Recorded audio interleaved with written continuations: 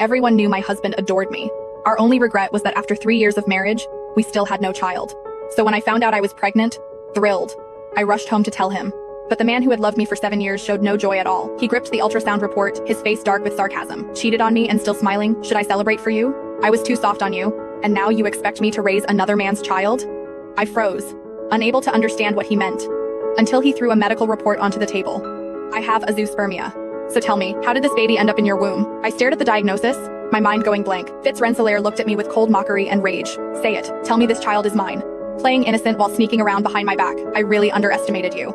My fingers shook as I grabbed the report and saw the words clearly. Azoospermia. I kept shaking my head. No, that's impossible. You're my first love. I have never been with anyone else. This baby can only be yours.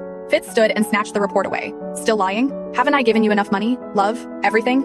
And you repay me by making me a fool with another man's child? His eyes were bloodshot with fury. I grabbed his hand and begged him. Fitz, please believe me. There has to be a mistake. Let's go to another hospital and test again. He shoved me so hard I fell to the floor. Then he crouched down, pinched my chin, and spoke in a freezing voice.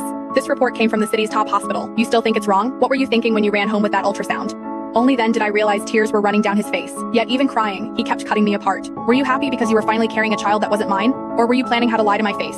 Or thinking of your lover and celebrating the proof of your affair? His grip tightened until I cried out. At the sound, a terrible smile touched his lips. Does it hurt? That pain is nothing compared to mine. I told you before, if you wanted children, we could adopt. So why did you have to hurt me like this? Fitz had always spoiled me, and I had never seen this side of him. Tears blurred my sight as I tried to make him listen. Fitz, I barely leave the house. You know every part of my life. Other than you, I have no one. How could I possibly have a lover? For a second, his expression softened, then a woman's voice cut through the room. Is that so? Then who is the man in these photos, taking you into a hotel?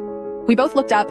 Via Vanderbilt, Fitz's childhood best friend, stormed in and threw a stack of photos onto the table. I saw her at the hotel with a man 2 days ago. I hesitated to tell you, but now she's pregnant too. Fitz picked up the photos one by one, and with every image, his face turned darker. Then he hurled them at me. So this is your innocence? Tell me who this bastard is. I scrambled to gather the pictures and felt my blood run cold. The woman in them was clearly me, and the man beside me looked far too intimate. One photo showed him handing me a gift. Another showed him shielding me from traffic. Another showed him wiping my mouth after a meal. I looked up at Fitz through tears.